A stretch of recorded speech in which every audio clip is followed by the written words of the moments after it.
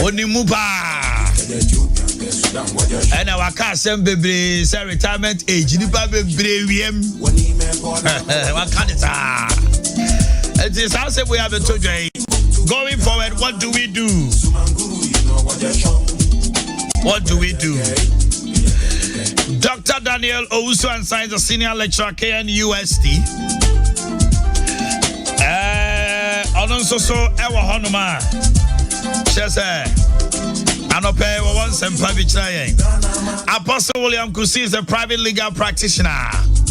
There's also the Supreme Court. My house is fully packed this morning.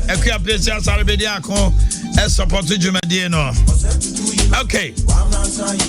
And then assist match 64th. And the Interior Minister said Juada Eye holiday. Monday is a holiday. So today we're looking at Supreme Court dismisses Mahama's election petition. Mahama says that though I am bound by the ruling, I disagree with the Supreme Court's process and judgment. President Akufo-Addo swears in 28 ministers of state last night. Ghana marks 64th Independence Day. Court sentences Takoradi girls killers to death by hanging. Will they happen? Sami Jamfi says that the leadership of the minority together with Right Honorable Speaker have sold their conscience and they have sold them out. They are betrayers. Yeah. Amansan Tie and penny fadging, penny atnasi, now pome. Bibi aboko. Edo badia say, Edo trabia say. And then assist match. Na and assist match and so massing in pom and then birthday. Yeah. Oba penny vida. Wo Makola. The picture and the TV no so no. Special woman pa I just say no I won't enter some Auntie Vida Basidin Paul Abrefi and sister and Basibema Mr. Augustine Yamike woman see more trinkwa nana nom from Akwesi Yao Bediakon Skylar Adum anyone more from the entire family. I can say I can't pass for Busiani. Omina so more trinkwa. I winina Malina nomen penny phoning I woma coladi tata wow tata nini nana nomina Busiani see about trinkwa. Near can so trade yampon. On show, we are special child because you was this match there. I just say Ghana. Oh yeah, I am a Ghana and anti-vida. And the deep pie shadow came near Vida Chinos. The special name pa Vida Chinos. Who cast a one and that's what bejo. So Tiano pay anti-vida. Your mountain qua. Dr. Kwaba. Yeah, Doko, I me mama say fans. I'm an fans kaka. More fans. And you know anka bia head na so suminya no. And I'm all the fans. Because on the can prumu. I just say no man there they are glad I grow with you. You touch me the so no pay. Na Supreme Court I can't do beka. I'm penny ba am cardio beka. Ghana for cardio beka. And then penny atnase. Because I want you to say free chain. Yen timremu, but answer and a quick one on dom level. Sans all the walk up here. Dom level. They say there's one coffee, also so ato and thank we all God. Your trouble good for the mercies and now mighty. So under Ghana for us. It's our dear to Moko. Yo, ni kind, Madam was say more from your bahano pay. Na mede enchia. Na maka chere Ghana for mupe and tumapam. You know, say Lydia Fashions or St. Louis secondary school trad first 10 on your left. o de kwa obepoma ma na ne dia me eye me fefekura ho ne se bra no hye obra on feel okay o de kwa obe ne kama that's better enti oba no okunu anopa me ma mochi na efiri ho a papa bia me ne eti area odifo e bia okwa sorry no afa me ho me chia no afi ya bagana Ghana ye so yo em say eura dom levo de no ache na ne metimi maka ne say ayese oni obi atwemanso wo fie ho na odi akokot no nipa credit for na watu no fie ho utu no fie ho a wo say watumi a wo chiman obehwe fie ha enye hwe ho bi eye ha nyina no me na me kofa na brewo na ojen se basa wa wo betna wo ho betoda so wo kono wonko na ho gono so osa kofa wo bi fufura wo betna fie ho a wo na wo behwe wo ne nyina aso wo sika sem bibi aso satama ye pointe no no ana mahama ya to abawi a obeku fie kofa ne bae no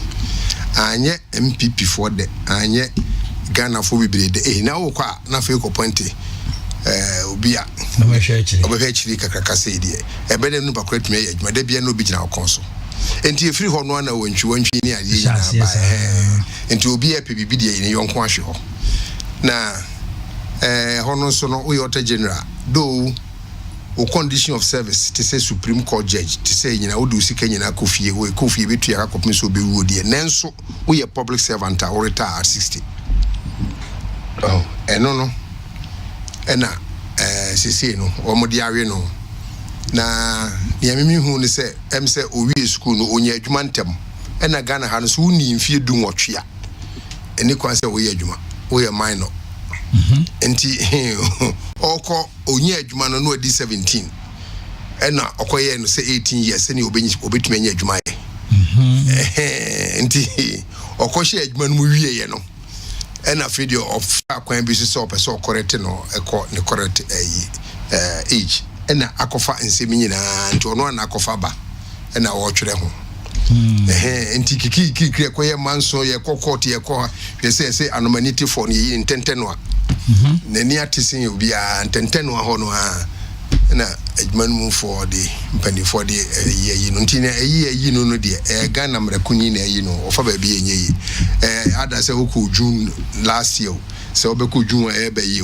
bosumi enu bosomi ensa de enka hwe ba ko na fe so unsisi obi a because wakatu akura waje from June to date no enka uko June kura no anka no ana obaje nti aban no ommo ka bia anase wonso unis ka bia obetua ma aban. Did they retire on their salary? Yes, in America no o salary condition of service bia ano ana odi kwa kopusumi bia no o retire abosome sika na edi tua abosome no ana edi ma to say so kopim so obewu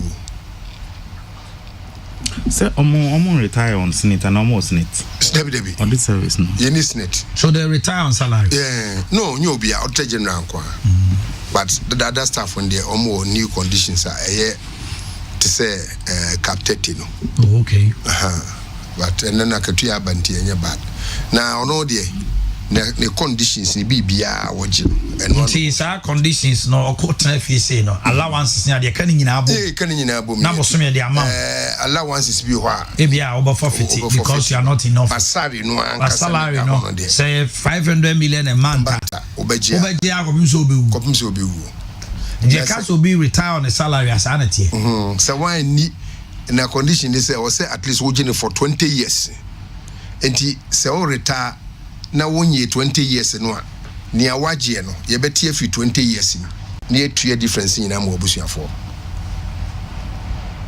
otomase say o retire 60 years na say me fa ne 65 wa 15 years ye be kan nyina bum da ya de ama odosopu ni e pia ne yododo gu o mo account and in this case no me bisa o if answer Bank of Ghana governor or retire on a salary boy me share papa yeah that's what I'm told so almost article 50 article 71 nyo munyina article 71 and article 71 no per se there are a lot of conditions adwuma be brave wo ha retire on almost salary Even lecturers we do because we have our own pension scheme. Okay.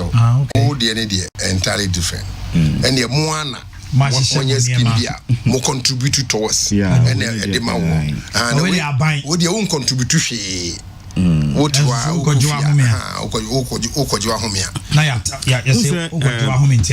commission ebimu status na appeals courts status no way there no difference in say though only omu nyina with the same retiring benefits but we no retire 70 no or no retire 60 no there no or a public servant with the sanity there are so many essence we na until of late ya nkofo bebre abebo pie muse omoje akatua kopeso mewu no na nipa kakra bi na constitution no a guarantee obi to say chief justice obi to say supreme court as a high court judges ni ade ni nyina ade constitution na guarantee eno ama wo the auditor general then on actually and nkofo matise si je police for obi kra ni soldier for ranks bi no many amounts o mo retire but say o mo contribute towards and as a free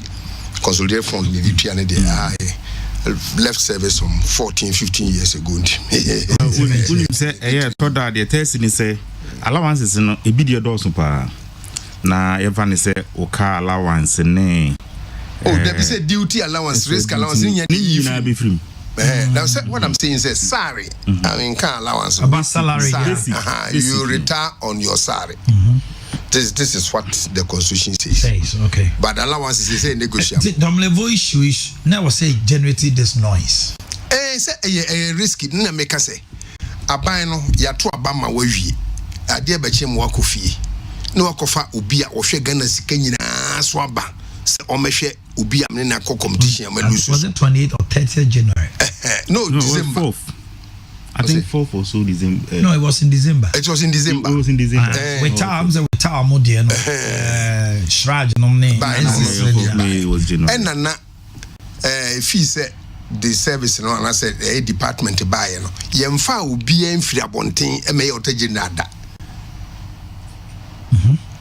Mostly no in-house who is for say edu time bi kwa na se yempe se omo wo animu no bi ba yetimi reta wo nyina ekofa obi o wachire di ba yem obi me bitiu da enti we de ba na innovation na ma aniam bibiri kura wo adwuma num amemene mfi wo kura ansana aban no so uga simfitian so onka se nkom de no court na fo mo hwe no mu se constitution no ontimi nyi no na ono so inso so be transia ye na adwuma se ne nkofo nyina ye no wo press happy.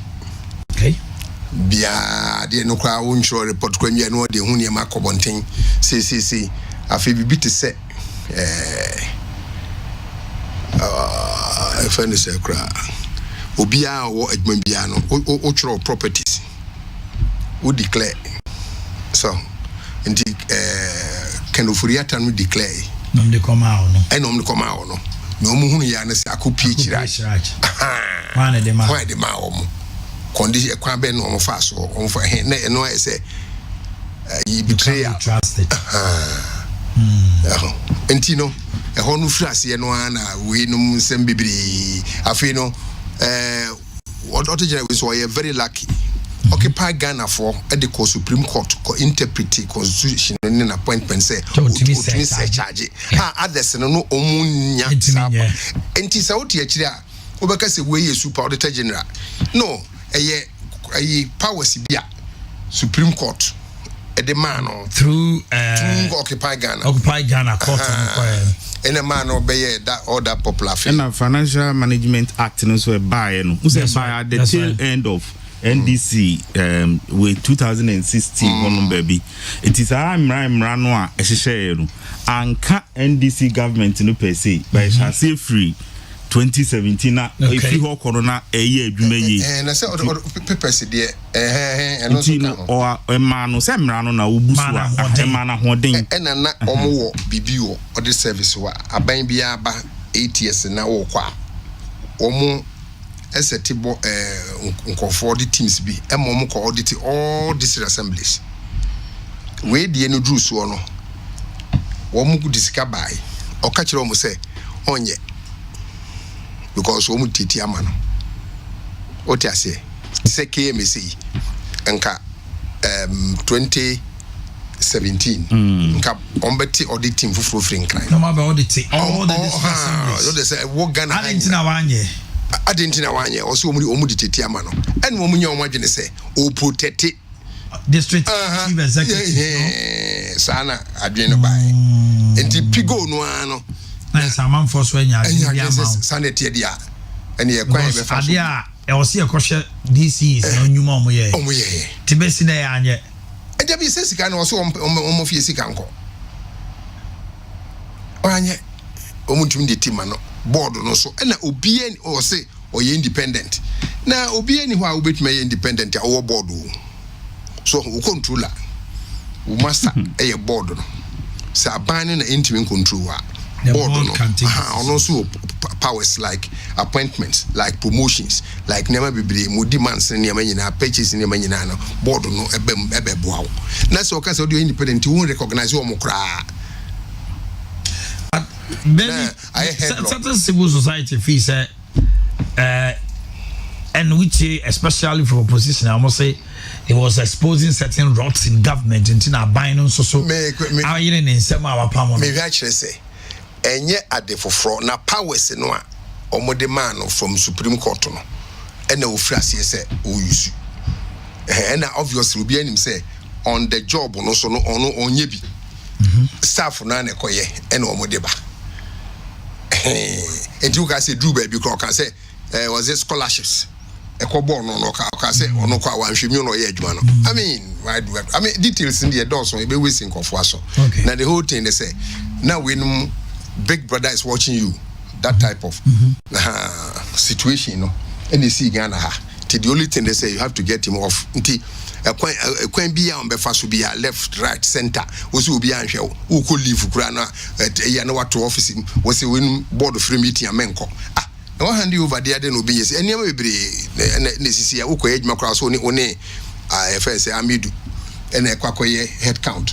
No so bemu there's a wound to me ukashi mean criticize no okay nemu no enie me ba and nyame kra na abo ma bibia adwo se ne de oda nyame ase na nka wo ba kra na nka ya na me kase time ko na de ba ye no ye age no a oko onye adwuma ntem no odi 17 no ko sign techiri no osanse sign no na onsa ko hye ya so obedi mra so dia se mra belo okay yeah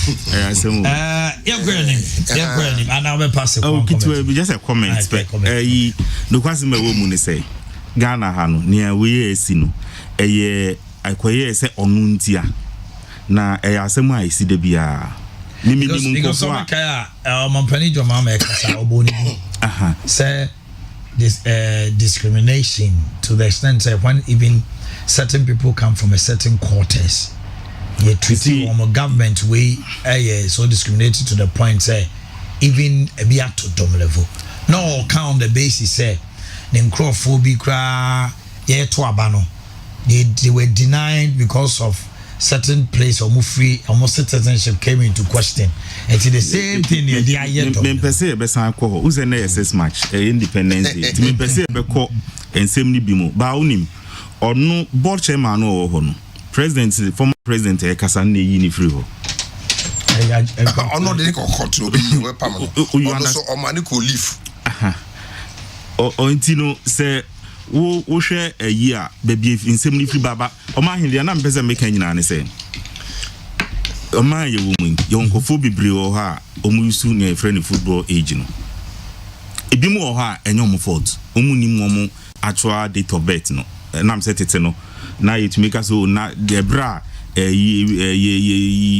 a chensa ye ne wo ai bra ye keka nsem ne entino ebi o ha no mu nim tom tumi adopt bi o kona na wakohunu kra say dey no adopt ye ne kra no ebi a ye friend kwadwo nso dey no kra no ekopem ebnada na bibisa no masesa no eno ne ye nia etumi si a emfiri nipa no anhyeda ena ye nim say ye wo man bi nim obi wo ho a until recently a biometric passport ne ade ba any passport by 5 bia date of birth is different we nya de a ye disi ye nim se nkofo ho sa o man hene mimi nim obi a Oh, na ono no na chiri ba me nsa akọ pension but no wa adwuma mu.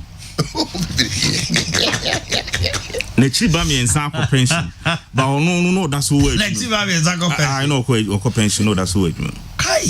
So what you say? Enyo man man ye wa footballer bi chiri ba be me nu ase me nsa every moment me am publishing age because some ya no obo under 20 as under say be kan. Or na chiri ba. Into one ade esi me hu bi. There was a time me nimpanyi bi pa director mu ye who said Snake was started so more course biometric way. I can't go for you. Mammy be ana me ben pa on na can 8 years and some no pension. But sa Snake dia papa dia by na ka 1 year. Ye. E de ko 1 year. Minimum bi a ofa hu we na say na onim so number of years we no akwaji bank loan. Otua. E na Snake ade ne bae no. It so Emma, the young crash no cry match say, and no cry cofa and some for bread and money free. Minimobia, yes, say charger in the crash say, on why I always say, some pension at 1 quintino, the salary or jail for 2 years, your money to you back. All this service for you and a quest and remunes this are the buy. So, Unim say, Papa no ye, Jumadie. But there was something about Niane Kosunina. A lot of them had worked without the kind of publicity and we need. Entino Niana ye huni say, oh no babonting. Ebeye because there were and some showmanship. Who say no yeah or that flair no the babonting. No babonting. The good aspect in say he got the other service close to people. At least now ye interest home.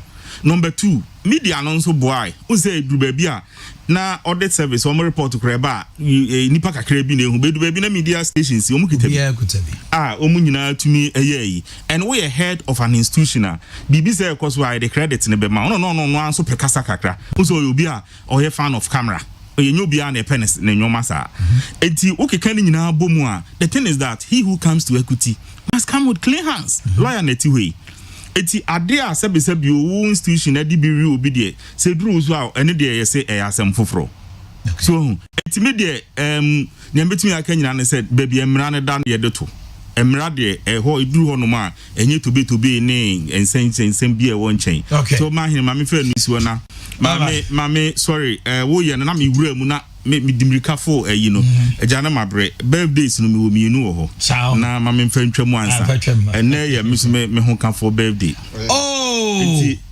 na so anya de o say ka send the picture ma me celebrating me kwa koten ni mpoma echi ene ni birthday Esther Jima Usu ansa Dr. Esther Jima anya de Dr. Esther Jima Usu o say ka send the picture and if your doctors me no bibi sa ya ani onye easy it's the baby you say Sabrina na Rollins or check first birthday born na after no crown na first 6 March born. Oh, that's lovely. See Dr.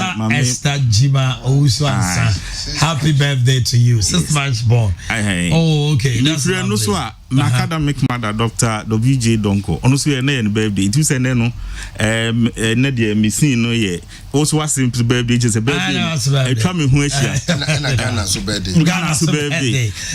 Dr. Donko, so will play very crucial. Also, my name, you will be a professional life. Ubia will play very crucial role in your life.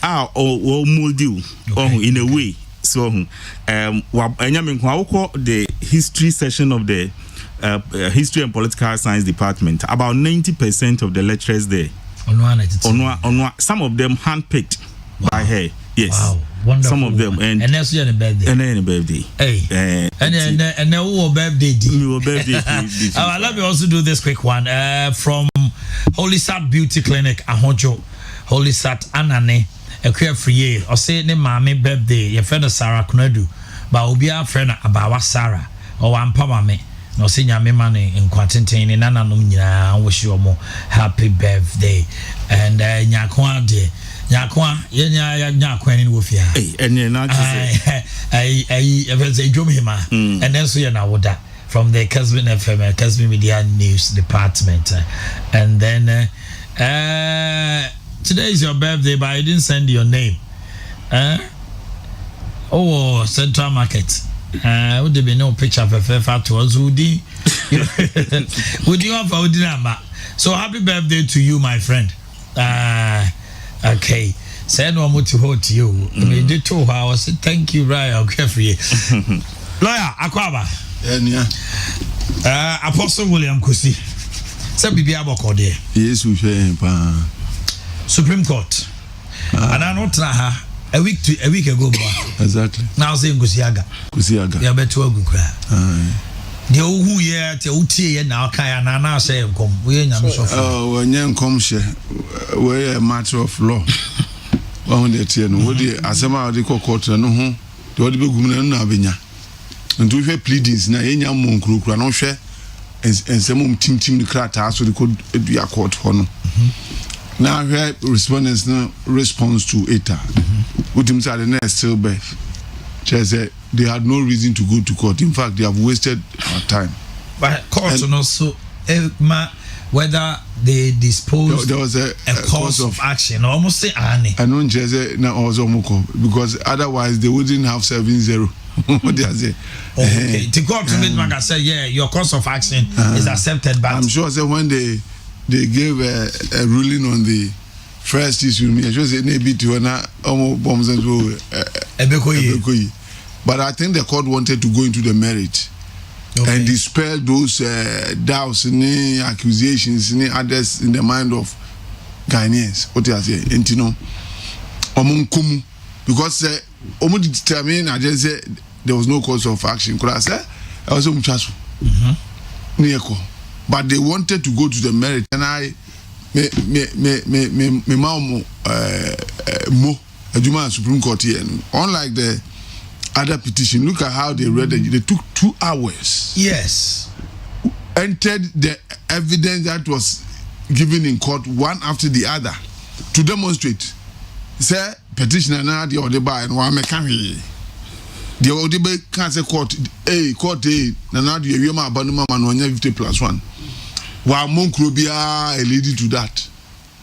The Okekaki can hear Omkekaki can vote pardon. If you look at how the court dealt with it, and I just say technically, I've always held the view say NDC did not go to court with figures because they knew that when it comes to arithmetic or Senate Supreme Court and another mathematics are so when they realized the figures copy they decided not to go with figures. That is why you saw them in court without figures. Because no matter they make a camp who said Papa 50+1. But they still wanted to go to court. And to the figures I didn't remember Mama Kokos. I mean, oh, no one here former president speech after the 6 o'clock. That was it. And you know, unfortunately, court and you know, so that all the speeches was about James. Yes, and you know, yeah, 24 years do that is all the petition was about. And you know, Oshe I dance in Chrome boy I see it in Ketiankwan the Bunguru. Oh, my can the court describing as fanciful, but fanciful, yes, to be deprived of biscuits has nothing to do with the determination of an election. You feel strong room. Constitutional provision, Ben, or say a Bana, or say party reps, or strong room by convention. And one can say, me feel strong room, see, assistant figure B. Now, there no one, but you feel on the 10, and we were 5. You feel on here, the Bell 7. Okay. Oh, they didn't go there. I did be a figure there. Oh, my God, someone could besides here doing it to you. So, who could be so, who figures in the same. Was the Amazon figures as my journey fee.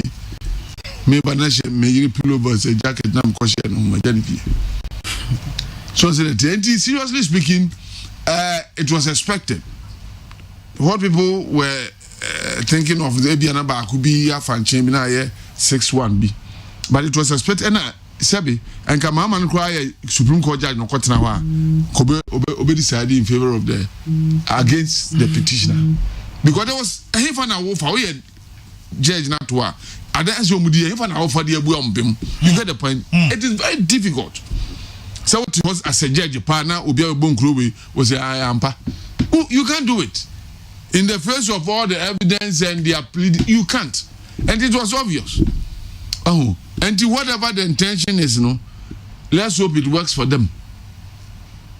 So, 50-50. A bit man working against you, and a bit man working for you. Sympathy now open. A bit man can say, I would do rather than about see a time you go, yeah, we are in social way.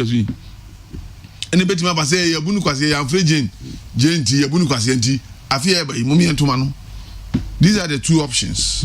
But petition in here. Judge is not to well TBB or Matumba Chemu, Adansia, Ayibo, star witness. And Mama receive concern what say. They mutilated a Sedun Ketiers. You can say the witness no. Na dance obedi and on to two nabasa the same Michael yet say or no crab a witness for the first and second respondent. Yes. See, he was alarmed. Yes, he was alarmed. Yeah. Okay, he will be alarmed because the only evidence before the court was that of the petitioner. Respondent never gave any evidence, and judgments are given on evidence, no pleadings. Oh, okay. You can only raise issues of law in addressing the cause. But the Obebon Cron, the unknown Cron, the Supreme Court had no option than to mutilate their evidence because that was the only evidence before them. That time, I can say, I was saying, NDC for Bon Crew or responding cast of moving because of Bushide. HSA, Yako Dias, Yam Fat, Nanado, and I said letter commission evidence a moon assembly or no assembly. What can one a court go to Nassau and your Bon Crew a year they were dibim. So that's all can was same year. Etika we no also near dance piano. And also what you say. What you say because they only know two months so near some can. But unfortunately for them, a seminar will be grand challenge you on a seminar mechanical or more DB no many to man can be. And they were looking for an opportunity to cross examine somebody. And the position of the law is that you don't win a case by the weakness of somebody. Yes. Who do you know now? Woka Ashemukina near Buabim. And this and this reaction now, your mama reaction now, the lawyers. Not just say, oh, bon Crowe now, Jane Castle Monkun, Domia and Museo, Casa, Kuranim, so Malusu case, or Mancasum. So I'm not sure they were surprised when they heard the verdict. They would never be. I see a Duna year to Tuna Basan and Natchez, I said, Wahame Cafe and Embarazom Kakra. But Omanum to Belusu, Ubia Bon Crowe, or young son Casa was the main play. This over Casa now say Massim. Go opponent to Obe say was a moon. Ome can be mound. And you Fred Jane Begina Dakadma. Rebecca and some other kind now boy. Figures somewhere correct. What kind of cross examination would tender? And I said on Katia also says that they were relying on the figures of the woman. That's what he told the court. And the court also say, Mamino Adiachina Obe say inadvertently or yes, I didn't know. Court need to say, so I am from Sonwa correct now. Almost they cannot nullify it to two. The original so the rule, Edimu. Papa. And judge courts in Ankasa so I hear the mathematics did the workings of the percentages to demonstrate say I see doing Katian Seminum Cano. Techima 1 year the can who tanti frimu a year and it was a good judgment. There was no need for any protestation. In fact, no lawyer will protest against the kind of judgment they gave because evidence and work coordinating there. It is a wash it down as a law no na won't here. But we can sure say we are commonsensical in your legal. Because as some of the back what you would have law to change, nothing chrome boy. What you are him feeling will be a Kabuan. Kabuan is what you are him feeling that's about him. And I will be as I say, and someone back can. We send another. I can send no baby. Come back as a ora. I never hire, you know, the Abejophobia young qua. Then I get back at your city. What's that? Judge BB so. I said because it's so you have given all your evidence. Okay, let me ask you 3 questions. I hear Justice Appel. Obisa 3 questions. He was like, okay, if that is your case, why don't you help us by telling us? Yes, nipa do to abano. The munya I didn't know my farmer. What do you say? and you know that almost so you say omo anko court to say omo court on the basis of omo figures omunyai article 63 na chere say was obinya 50 and above. Yeah. Now omo no share the maame ne kan no 13.434 no omo de calculate anana do enya nti in their plea the omo say omo maame nya 46% and anana do nya 49.96 one jump Rubicon no nti maame ne calculations now e be to ho and that's when they give all the votes na omo ye no to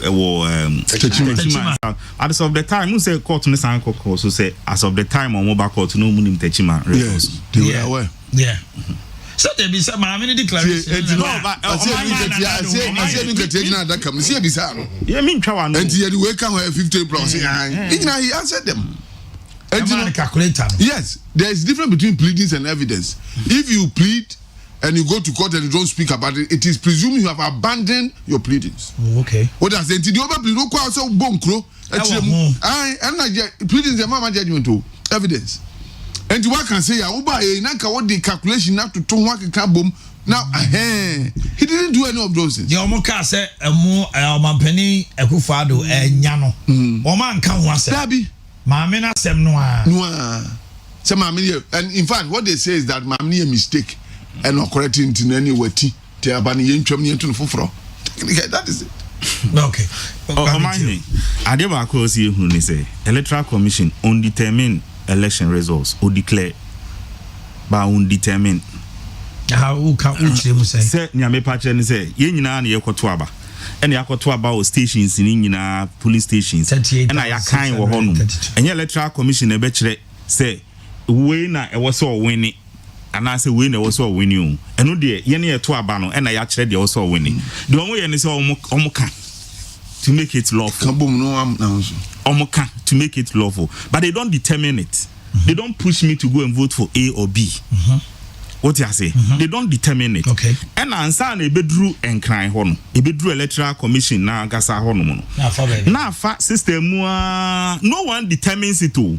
You are just guiding the process. Say by your numbers now me koto ye no wo koto ye no e bedru ho na saa netie they don't determine it a declaration enti se yemfa ne say me na even say me na me electoral committee me ho example now even on the day of the declaration manofo mo ya na say man kan ye a does that determine say enti no omo eto aba no me ni omo di kan ni nyina no nyahwe eno bi na call 2012 a omokofa types of clerical errors ni ade na ekoba say judges ni be say it should not determine the outcome of the elections no otia say in fact o share election process we course or petition here course or Supreme Court here unlike the other one even on the day of the judgment what did you see?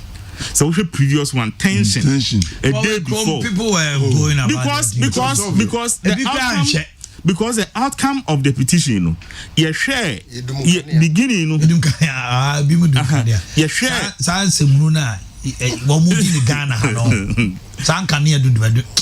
Say, we share beginning of the petition.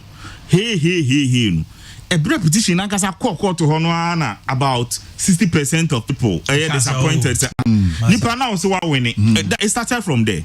Now so winning. I said, no near Diana Ghana 4% or more. Say, I'm penny my Marco Supreme Court say about on a winning. Now, ya chinchim sentinel court no and share no to with figures. With figures because PA can say.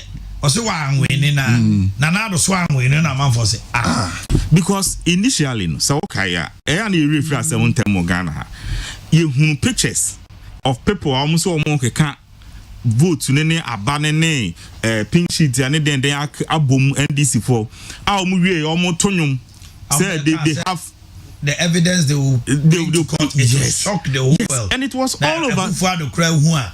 Ono abe sorry fi akonya and yenyina ye hu social media enti no e sha se na ekoye na ye hwe pleadings na ekoye no ne se no musi ye no no e hona na enipa dodo na aka se na se na mu ka dia se ne mu nka hwe it even started from there sakra na ye hu witnesses no na witness ne so ba yo betina box no mu no na the difference between ye hu no 2012 no anyway no it was so vast. You see, Muma yen kanu kure no kure de eba akope. Obi ti say owura chachuchi kata. Obi a oye onimu mrapa.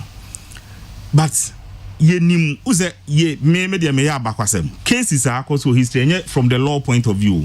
Say omude ohwe mremu a Ghana ha justice imra no wa ye read kakra bi no. Olenu. Over bia olenu. Lord Deniana, if I say, on so UK dear no, and eba. But how shall man from the PDA cases nearby, popular cases, every 10 years, be obenya popular case back one naminu. And no, ayana lawyers need any day.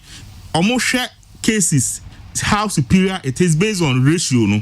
Any decisions a bebe more a bit me a case law. I would be doing myself. But yeah, it's public and no near here. You have a different eye. It's PDA cases, no. 1970, no court case, no. Was very popular. So, and a benya tribunal cases here, a my kukun of 79 getting to 81. Tribunal cases, no, a bebe by no. Ubenya impianim case, in the 90s. Yes. A very popular case. Whether you can stand as a president or not. Ubetimi June 4th case, the Ananado, Mudi and Nimu said June 4th should be a holiday or not in the 90s. Those were cases. Yeah, legal ones, no. Public interest cases are the reference.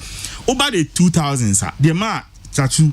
More ye was abren ye ni fini ade no ebeji din causing financial loss one, and then number 2 the man here popular fire fast track high court issue. Yes fast track high court issue.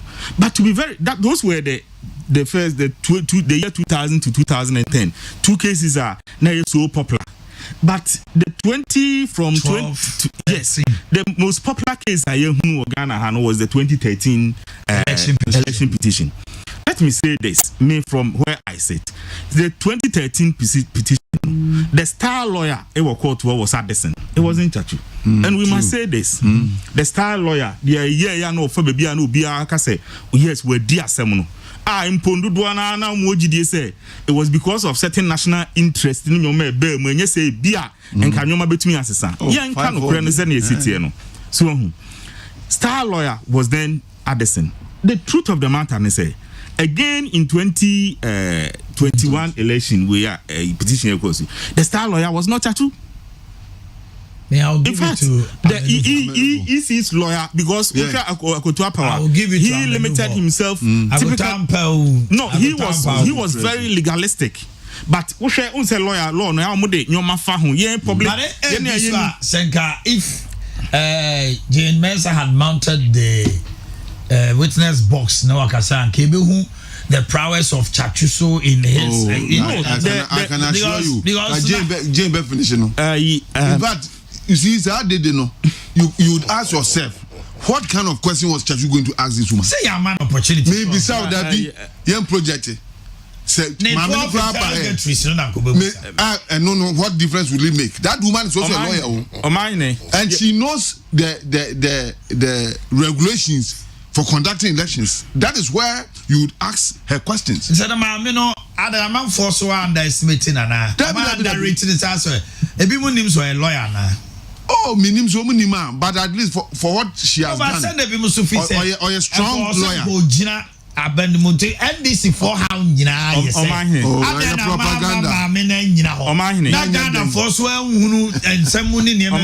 they are trying to cover up for Chachu shortfalls in this case, and the one may arrive to know. Ye dear seminary in Tianka, in TV. Ye dear so near some no goes into me, but say dear radio between my commentaries. Ye anchor. My men by Anki Behu Chachu in Pacific to Metibi. When closing the case. And uncle demanded so per se, my meneba in opportunity. In this case, now who was him? On the closing the case, he was outwitted by the EC's lawyer in that contest. Because when closing the case, and at that time, no say evidence I may pepper any bino, because some are meneba into court munsupina, munsupini, a phrase, spina, yende, supina na omra. Na omekana se masabre no enam se no closing the case no sa contest no sa motion no e bia nke betun akọ side aside from say me closing the case mami musa we quickly I no say ade am pa musa na possible say petition no sue easy any the second respondent say you're stopping him from holding himself as president now where nyano now uncle betime sue the returning officer say or also as a person no yes sue no because only the only voice or declare results no in law no na possible say nka a petition no betime di ma me na ka ho. It wasn't possible because the new CNM here dealt with that. They were bothered about what happened in 2013. Our parties now apply by joining in the prolonged trial. And you almost shared that specified the type of person you can see. But when you can a party to me, because just an individual involved in exactly. Exactly. Exactly. And a party behind so may join it. Exactly. It's not my own to me. No. Remember that woman was also working in his capacity as an EC exactly a representative. Okay. But this is an original cases no medical high court no dey meaning say some cases no because they said so because they said so where do specialized for election petition because if he does anything beyond what the law says authorizes here you can see where you can join the truth of the matter is say we case of course we are I think the lawyer himself had a lot of things wrong. Now I say, yes, many lawyer, legal, say there were a lot of tactics played. I know the lawyer be ours and you see ANA. But the truth of the matter is, for example, me too, many lawyer, but say, okaso ubia kuti legal dictionary. Now I know the any basis BNT so yeah. Now so kuti Bible. See, someone quotes legal dictionary. We are in court. Then you go and quote Bible. We are not in church. When the law fails, you get the point. It's no say share case no course now. I think the lawyer who say lawyers now no catch they will say they speak to the public at one point and they speak to the judges at one point. Yeah. And the lawyer Amenuveno was doing that. Look at the way I see Bisa the second the third witness you were giving tea just to make sure so be able who said 90 will be I will say you for so no free honum. In fact you yourself left the place for about 3 hours ekotna baby num tea I know there ya anya hwe en siwachi na mum time a upie say wo kona which was less than 3 hours no eno na omutumi ye BBC wachi ana.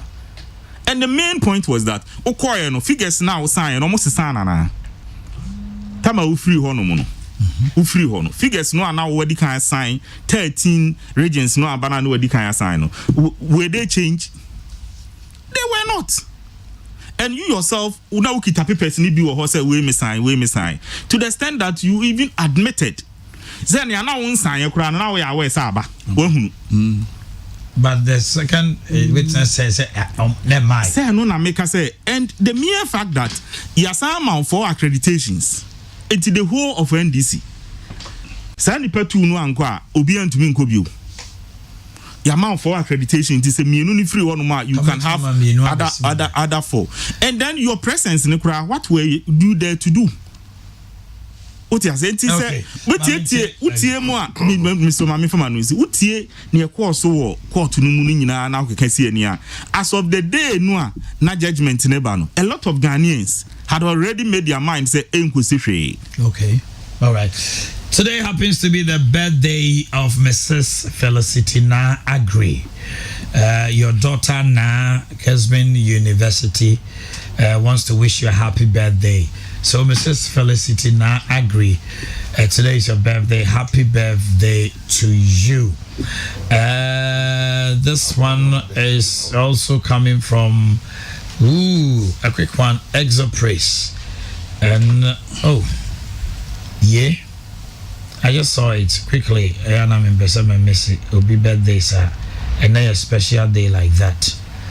Okay, I'll find out. I'll get it. And then, okay, it's here. He says a happy birthday to Asafumame Doris Dapa, Reverend Prophet Dapa, Senior Pastor, Faith Assemblies of God Church, Ne Hukani, and Newawoda, and the Justice of Exopraise Music Training Center. So Mautrinkwa. Today you're all special birthdays. Papa, Mami Tionso.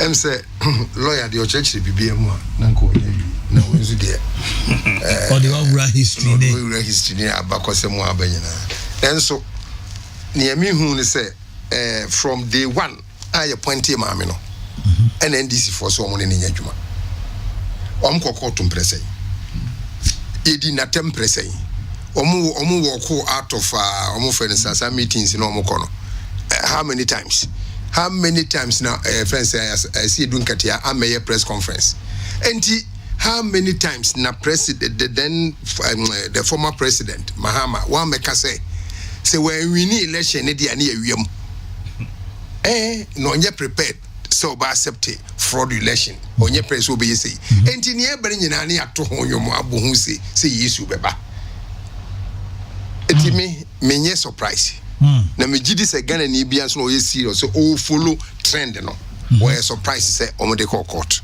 2 one more the relation ahye om supporters him e ma me amete tachi my radio station say mon ko ho sojafo ne prosifo no ye om pese om sesa aba no so amamfo to boom ko ho kototo abo e me nipa wu omo a bullets ka wom Ghana ha no obi ka jem se be 35 obi si be 40 anse ni mu 8 ewuye na wakoma nipa kohwie omoje nyina egu se ya na don sa hwe odamiri fam na wakotena ofie ni oyere kwa kodi nkomo so se wo ye bibi mu nkofo hu ni se wo mu wu no anya kwa okay and the court won some more kan left and right center nyina no mimi madwene de na minim se ebeba to cool down tempest and afraid to tell the people say one more man nkofo akowu kwa because they one your point mami na sembae adenia akufo ado yi omo nipa omo point no adi nso if you see a bar fourth republic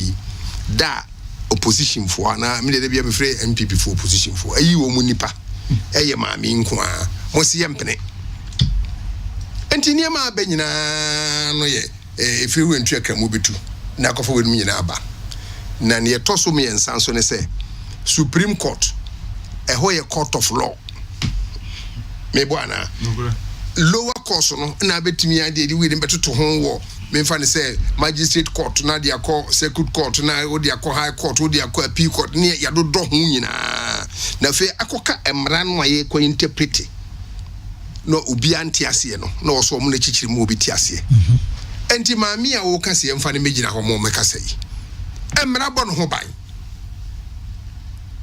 But the former president say Supreme Court are protected. If you listen to him, they shielded the woman from telling and giving account to Ghanaians. I will draw my attention to Mahama Beka. Na Supreme Court na because one the emra. They apply the law. And they jumo. And you sentiments, you plead in your be emra ne wo hono. And so bomb me no ban say. Or no crowd or risky for refusing even to go into the box because also on can hear and yet me bu asem go so tambia o baby a ope enti o ka sa no ye double assurance be bia o na nye se papa ne begu ani mase papa ne be ni say intent no dodge na NDC for no bibre ni se sa mami na de ye nya no ene obehu ne ye de be ne ha na obi anim se eno na mama ne dodge o but nya mama nya na no dodge oni de mra a onu nim ne lawyer nim Ghana fo nyina nim eno o gina so se sa mre yi e wo ho enti mu Supreme Court fo mu hwe se ye mra papa o mu hwe mu se ye mra papa enti nyo mu na protect no mra ye ne Ghana ha ene ebo mama ne ho ban so enye wo wish se obo na be gina ho bisa na question wo case na ebe boa wo so ena ne etwa to maame no mfiti ase no na oka kire wo se asem na mo dia ba na ba bia ni nti mimi nka hwe so ena court no senior lawyer goalkeeper dada echechiri mu nyina no kire se enye voluntary bian maame no ena won say she elected now we all come she elected okay the best 600 times to give evidence to give the evidence enye maame no and any man can no casasa any mrebie maame no and o can say or cultural statement you court no and the share say so say baby anymore on there unya botre na the final decision no one be consider sasa motion no anameboa good enti no odi kan kandada mama na assurance na mo ka so uni ase mo pese mo die enti mo sere no on die bibi opebia no on fento krata so enti sorry to krata so a na eno nkire se ono ano na ahye ne ho apene so se odadanse krata abeko she was compelled. Na finally no 12 interrogatories. Say a momu di shemwa. And can also be bomb na mana be. Interrogatories bro. Questions. I me you be.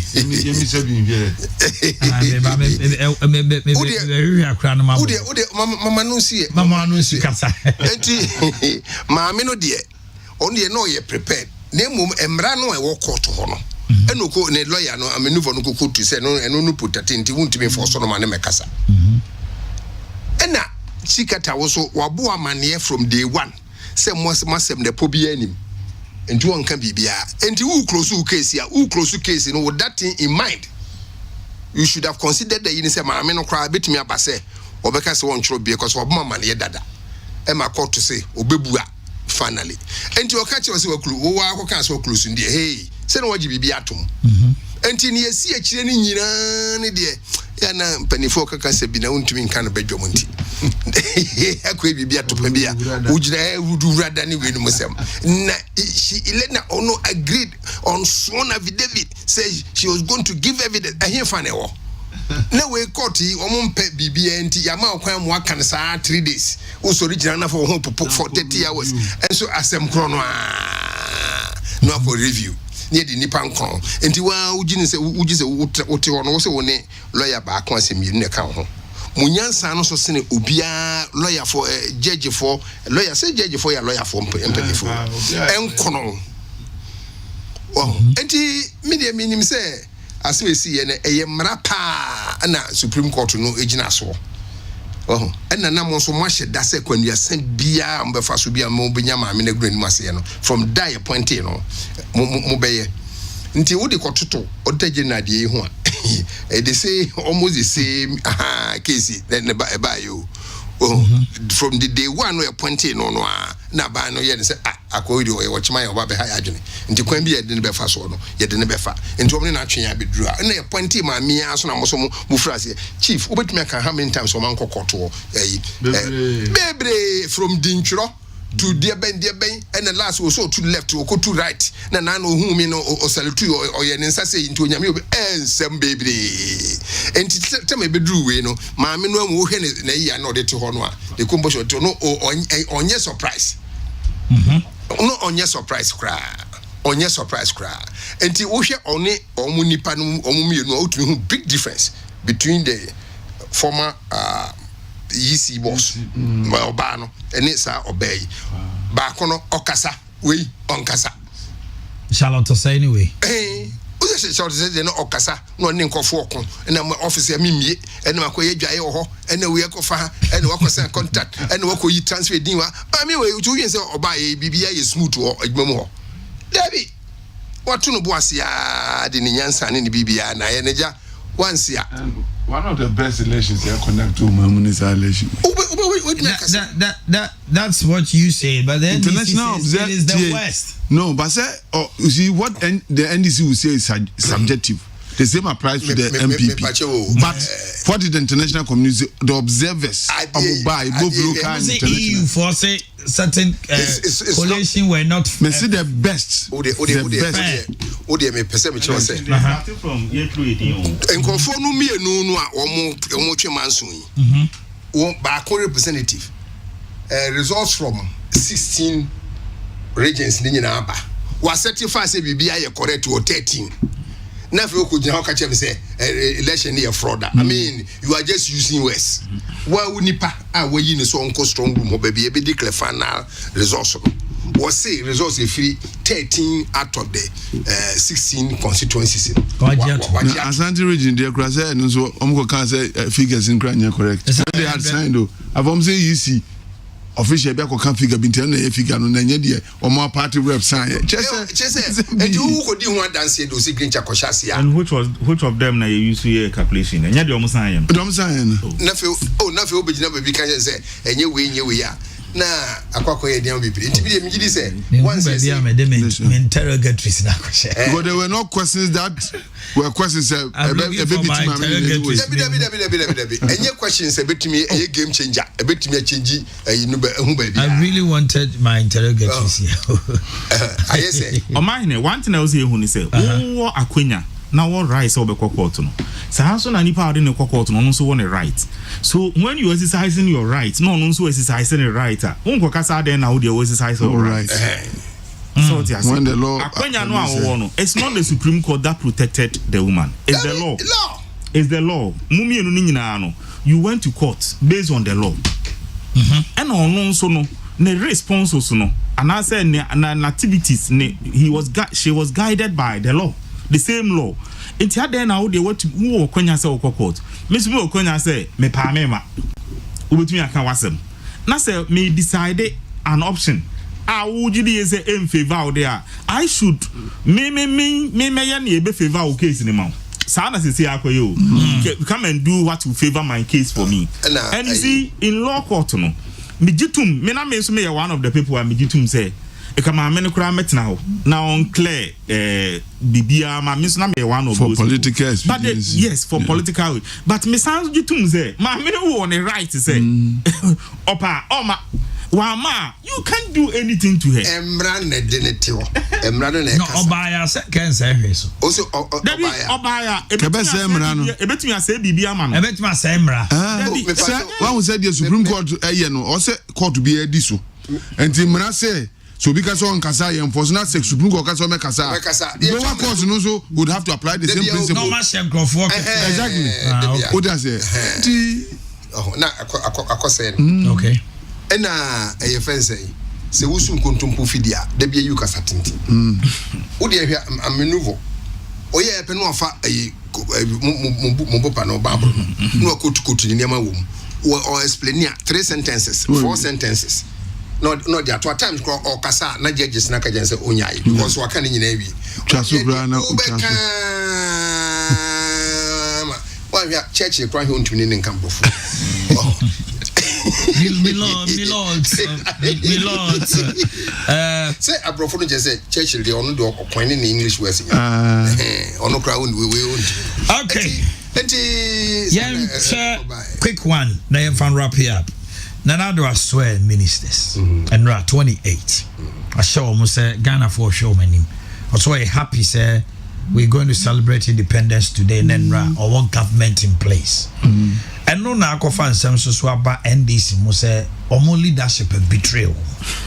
Omo sameje fina e kasa ye wa bashi the right honorable Babin to or a betrayer to they've sold their conscience. 3 they do not deserve to be at the front, especially the leadership. Muntakane Harun Edris ni omo akano say no mo share ni mo say kofobi wona nadu enu a how akomse nom ne kojo ponkrumam ne agric minister ne nipa bi omo hold you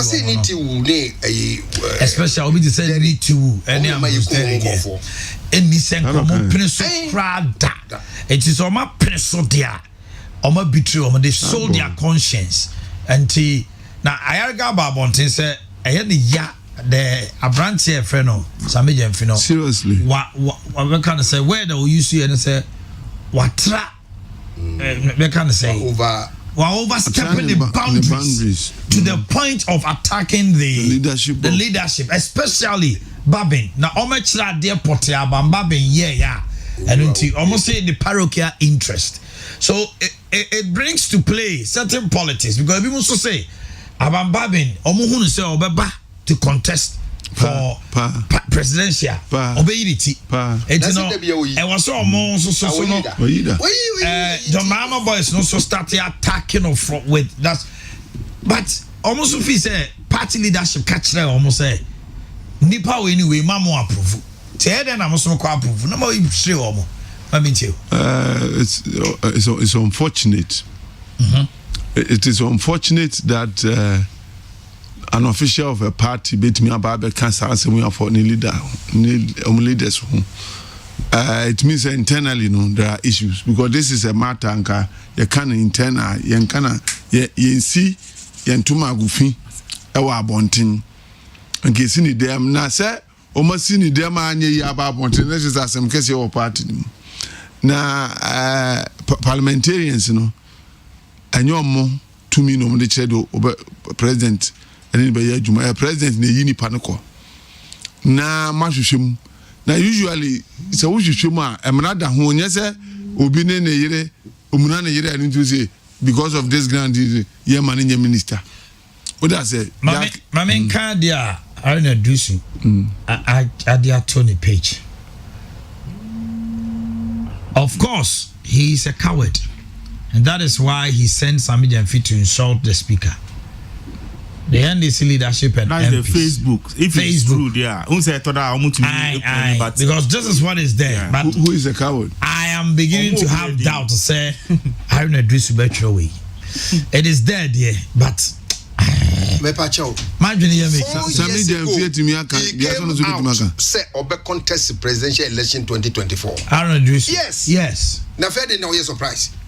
If he has the balls, he should tell this to us straight in the face. If he has balls, why didn't he not minded to apologize to NDC faithfuls for wasting the party's time in court when he knew there was no evidence? He called for boot and he will have it. The NDC belongs to all of us and we will not allow John Mama and his rabid elves to destroy it. The fight has only just begun. They say this is what Haruna has said, but I have my doubts. Me say, Obi will say Obejina 2024. No, but these strong words from Haruna, I doubt. All them say Facebook, it me try them out. Sana beto say Haruna Drisu, the page, the dean will be at the whole but media it's up to you. I will interrogate but for me, I have my doubts. But whatever it is, it shows Ejabishe, Bibiasi, and there's confusion in the party. Said the young man was emboldened by some strong men. Oh, why not? And yes, do you think he could have come out to say this without any proud meetings? There was. What did I say? There was. But it is unbecoming of him. What did I say? Yes, I mean, on Kaiser, Oma Mobile politics are level headed, like the Babins and the former sports minister. E.T. Mensah, whatever. Council of State. Exactly. And politics, it will not end today. And who knows, Mama might not come back as a president again. A matter of destiny. I'm not saying for a fact, but it can happen. And it's politics within your party. That's we could do when is why is it here? Why is it? What does it? And as young as he is, he should have that kind of wisdom when he goes about doing his politicking. Because when you're there, you cannot bunting. Even if that is what you think, you shouldn't say this outside. Betrayer, who betrayed who? When I would they asema sebe mikokano as a huma minya man baby hunu just a hinimu eko court. Expecting that you get something out of what the hunu kwa garbage in, garbage out. You get it. And that is what they deserve and they have it. Mom have attention. I'm sure that they think that people will be interrogating the nature of the petition and let's divert attention. Yen to bomb. Na ending na ankodi ho. Na you refuse akoto to papa so. Our court. And that is what they are doing. To no throw away in so that attacking the speaker. So this is true. So huge is that people forget about how they performed at the court. That's too much for debate. So people in their party will come back to the election. That's a matter of because they see court what I knew. Sebi, me a lawyer, and means me can. something against another lawyer. But seriously speaking, it was a waste of everybody's time. Total waste. Oko Supreme Court election petition 7-0. All the interlocutory 7-0-70-70-70-99. And also, almost say 1-1 to Thomas. The NDC also says that judges just said almost some no baku cranny 1 month judge baku. That is what they are saying. They shouldn't have come there because they know the buy no. Sebi tisroma practice yache. Okay, chikata classroom on practice. But practice in there. We know some of these things and your classroom not theory so. And practical. Exactly. Because argument we out to cry some time ago me watching or raise your objection is more being referred to document to be the argument me to say didn't you? What do you say? Didn't a document that is in evidence. You don't want somebody to interrogate it. I try. Say bani very loud. Me what the thing was in evidence. Okay. So seriously, I think sir, Sami Janvi should be careful. Opposition, it's good to have an opposition party. Me, I'm always happy that we are making history with a divided parliament.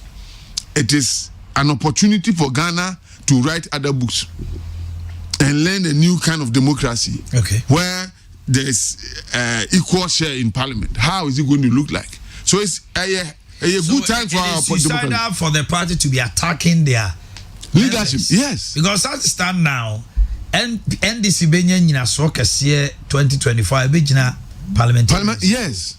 Bejina parliamentarians because Omna say they are now in government in court. You get the point. Omna say practitioners. Why lose election the wakoda? Play role bia bion national also came and said officer Mraso say what's the name of Ofosuan Pofu is the leader of the party. Yeah. Because by their constitution, they are to we now Lusupe. You cease to be a leader. Exactly. Ofosuan Pofu is the leader until the next flag bearer.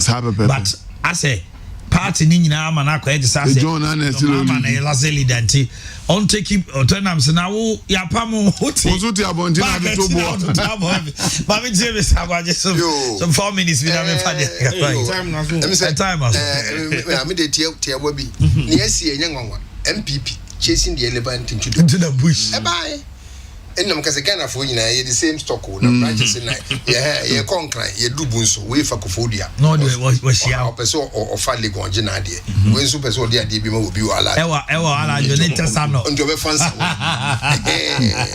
enti yade no a ma kokosachi ni tiri hu ye twa na no an ma kokohwede na asia enti ye bu wia na to we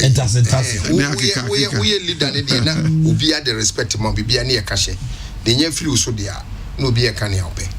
So until me no what is happening is no news to me. Okay, Ghana, when we history. Me boy MPP for Dr. Akobiro. At God. I At Kennedy. Contest we are 1 million and no question. Oh, yeah, movie papa. And I hear okay, one we am so what you no, but you back contest when you are saying. Konde na mu fani nje ese politics dey easy nia Sami Janfi ka no enye ono na dwen na ode ka so unu ru a we ne mpanifo be ka kire no no de babontin be communication enti obi ka kire nse obi wo na chi na o push no I think it's not far from no so fi say party no ka kire mpani o mo say hwe na man ko to aba ma we anyway na say o mo so onye remote control and when can become your rubber stamp say obi a person of fan say o ye MPD a won kasa ne obi nkwa na so odwene ma wo na say MPP for ye bia I'm not talking about the numbers the effects in the same if they want to vote for back me adentina we no so intimi nkotoma hawa commission okay yes the parliamentarians say they are deepening the democracy let me say all too soon one how Ghana be top of democracy world okay the way we are conducting ourselves no they also run no ehunu ni say ombeko back to elections in 2024 subaya omode ye no ombeko back to elections in 2024 number 2 they also tiase ni say MPC ni P no do na no MPP for to abama omo pa so hwa ba na dunya o mo yeah true o hwa ba na scatter blouse no MPC bi suban MPP fo bi koto abama and so when they are taking decision and it's coming from the president as any panel to abama MP no what you say oto abama nanado but osanto abama MP no na say nanado eye bibi na we say utia no a next time say before na odo to abatia ne MP any who be those people are also thinking about next elections, but you see the young man is also thinking about his own elections, party elections. That's another angle. So what's the near Kosovo party in the first place? Before the judgment case, let so musika or easy Nina management of judgment, the management of management of judgment it was so clear. So let's manage it. Let's try to divert attention. And it's all let any babontin so yes uncle G sika from easy honum. And I went to be boom. So what you say? And sana say I say into kakra yes party front one. And also I say the potential people who may stand up against their candidate also are being attacked now. But you see, Parliament for the men there be an American say I prefer say you to work around minority than opposition. They are the minority, but it doesn't mean that they should oppose everything that is coming. Consensus in it. Everything that is coming is something that we have to think about. Omani, media news see one man can some kitu be going who say 1 minute pay. It's on 6 March. Omani development of our cities. Who's oba say ye track a krubi picture. Na who said in the ye twa. Na who bibi to say Confanoche start you need see Confanoche one pe who say Kumasi ni. Krubia will be bisa symbol bia actually statue of liberty. Na say me who say in Kron ye developing ye bubusa anwoma gu. Ba ko ha me pa ye dweso ya santo ade no. Mabu. Who say ya santo first pa no baby ana ho no no. I think it should be back. In fact, me do who say ade bia upie. Also do Brazil Yesu Christo yin say who ya who say what do Brazil me pese New York yes Eiffel Tower France Paris na say KJT akromo se di no yeah that be Kumasi City Market they should do that KJT almost edi no man Kumasi City KJT there na kameba they shouldn't KJT was popular than Kumasi at some point in time. I'm telling you the Ghana car park and as a market and a popular KJT. There are certain symbols make us say ye develop you professional historians near him for no being because it's important. Yes. Baby to say be a China say who develop into Kubu Chinese war and I say Oko Egypt Kubu pyramid the dying for there are certain names, there are certain things that you have to preserve. Notre Dame, also mercy. Look at how people from all walks of life. They